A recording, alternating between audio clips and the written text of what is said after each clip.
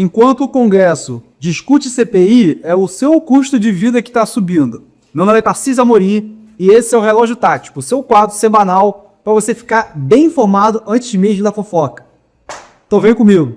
Bom, pessoal, o primeiro assunto do primeiro horário é a CPI. É um barulho ou simplesmente um relatório político? Bom, a CPI ela serve para fazer um barulho político e produzir ao final um relatório que pode conter ou não indiciados. Bom, a gasolina pode ser o primeiro lugar onde você vai sentir a crise no seu bolso.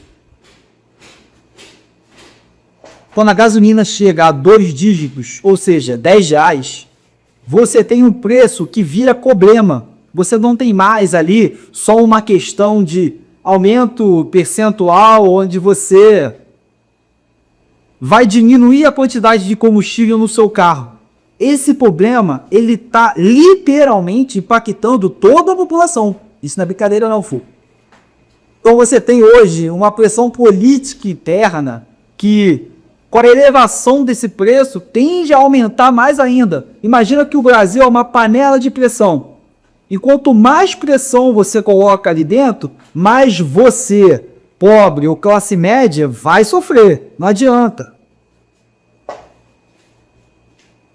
No quarto horário, no quarto tempo, nós temos o diesel.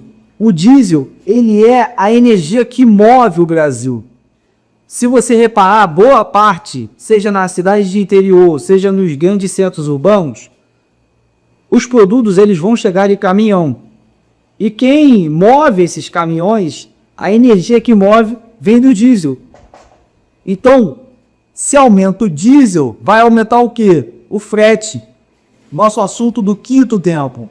Uma alta de 25% no frete, isso impacta muito a vida, principalmente das pessoas assalariadas. Imagina você ganhando um salário mínimo, sobrevivendo, custo de vida, tudo aquilo. E ali, de um mês para o outro, você vê que no mercado o valor das compras aumentou em 25%. Só que o seu salário ele não acompanha esse aumento de 25% lá no produto final. Beleza? No sexto tempo, a gente tem a inflação. A inflação, filho, ela é como que eu posso dizer? A bola de ferro na sua economia. Ou seja, quanto mais inflação, mais pesado fica essa bola de ferro e menos capacidade você tem ali de conseguir comprar o seu objeto de desejo ou de necessidade. Aí, filho, aí a gente tem que entender o mecanismo, como funciona esse sistema. Nós temos hoje as CPIs e as investigações, o Ministério Público, a polícia e, obviamente, as CPMIs que podem ser em várias partes da esfera municipal, federal e, obviamente, estadual. Esse conjunto sistemático de investigação, ele te afeta. Porque quanto mais podre é um mecanismo, mais complexo é de desfazê-lo. E enquanto mais alto ele atinge a hierarquia do poder, isso enfraquece as instituições, que é o que está no oitavo tempo. A confiança diminuiu, ou seja, quando você diminui a confiança nas instituições públicas, seja ela polícia, seja ela Ministério Público, seja ela prefeitura, seja ela Câmara de Deputados, vereadores e senadores, quando a sua confiança diminui, quando você deixa de depositar a sua fé, não das pessoas, mas nas instituições, isso abala todo o sistema da democracia de um país. E se o sistema da democracia do país é abalado, sabe o que é que acontece? Você fica sem dinheiro. O teu bolso, ou o teu papel moeda, o seu real aí, seu faz de ninguém, diminui. Por quê? No mundo globalizado, o investidor lá de fora, ele vem e injeta um dinheirinho aqui, pum. Investir em dinheirinho em uma empresa da bolsa, investir em dinheirinho na construção de uma usina, né, para baratear ali, para ele lucrar e baratear a energia. Investiu em várias formas, criando uma indústria que vai criar mais empregos, enfim.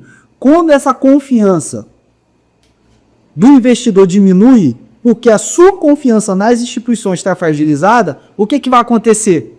Isso tende a aumentar o desemprego, tende a aumentar a circulação de dinheiro, seja numa cidade, seja num estado, seja num país como um todo. Você consegue compreender? Então, essa falta de confiança que você vai deixar de emprestar dinheiro para o seu cunhado, para o seu irmão, pai, mãe, sobrinho, amigo, essa falta de confiança diminui a circulação de dinheiro, porque você não vai emprestar sabendo que você não vai ter retorno, ou com o medo de não ter retorno. E aí se o seu salário já está apertado, se já não está sobrando muito dinheiro, e você ainda desconfia de um familiar ou um amigo, aí esse dinheiro você consegue entender que ele fica travado, ele deixa de circular.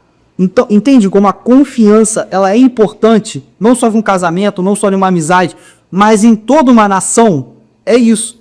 Quando o político ele começa a falhar muito, ele quebra a confiança com a sociedade deixa de acreditar não só no político, mas na instituição que ele representa. Isso, filho, afeta o teu bolso. Não é brincadeira. E aí, filho, a gente entra no 10º tempo, que é a crise. Aí você tem uma pressão política, né? Que você tem diversos políticos envolvidos em esquemas, você tem CPI, você vai entrar na questão fiscal. Quando o governo, para te agradar, ele começa a criar diversas bolsas, vale gás, vale no cinema, vale tudo. Só que aí, filho, ele não faz isso para diminuir a pobreza do país somente. Ele faz isso com intenção eleitoreira, intenção política. E aí desvirtua a ferramenta que deveria ajudar o pobre. Entende, mais ou menos? E aí você com uma pressão externa, que é o Estreito de Hormuz sendo bloqueado pelo Irã, que é uma capacidade bélica americana sendo transferida para o Golfo, indícios de Terceira Guerra Mundial. E aí sua cabeça fica maluca, gera ansiedade. O mundo, ele tá virando a lei do mais forte. Quem pode vai lá, mete a porrada e pega o dinheiro. Pega o petróleo, pega, enfim. Então, as pessoas, elas deixam de se relacionar pela amizade, pela camaradagem, e começam a se relacionar pela lei do mais forte. Ou seja, pela ameaça. Se você não fizer o que eu quero, eu vou lá e tiro o teu presidente. Vou sequestrar ele. Eu vou lá e mato seu líder. Entende a grande situação? Então, você está vendo como o lastro da confiança é importante? Seja dentro de casa, seja no trabalho, seja no país. Beleza? No 11º tempo, a gente tem a questão do terreno. O que é o terreno? Filho, quem domina o terreno, domina tudo. Se você domina um território, você determina ali as leis e, obviamente, o custo de vida. Então, se você mora numa cidade onde esse terreno está descontrolado, você pode sofrer ameaças tanto na segurança pública quanto na segurança econômica da população. Você tem um custo de vida muito elevado. Então, muitas das vezes em locais que tem alto índice de violência, em favelas, em comunidade em geral, as pessoas têm a sensação da diminuição do custo de vida. Porém, elas pagam com tempo de vida, elas pagam com a ausência do Estado, elas pagam com uma moeda muito importante que é o medo. Então você paga literalmente com a vida. Quando no sistema convencional, onde tudo é financiado pelos bancos, pelo Estado, você paga ali com o crédito de confiança. O Estado vai lá e te multa. O banco vai lá e me apreende um bem seu que deixou de pagar. A vida, ela é, no caso ali, colocada como o principal bem e pela Constituição um bem que não pode ser retirado. Já no estado paralelo, a vida é um bem negociado, beleza? Mais para frente, sobre instituições públicas, eu vou comentar sobre isso. Ao final do 12º tempo, eu estou falando agora do ajuste. Então, quando você tem toda essa problemática aqui, muito conectada, o final vai ser o que, filho? Ajuste.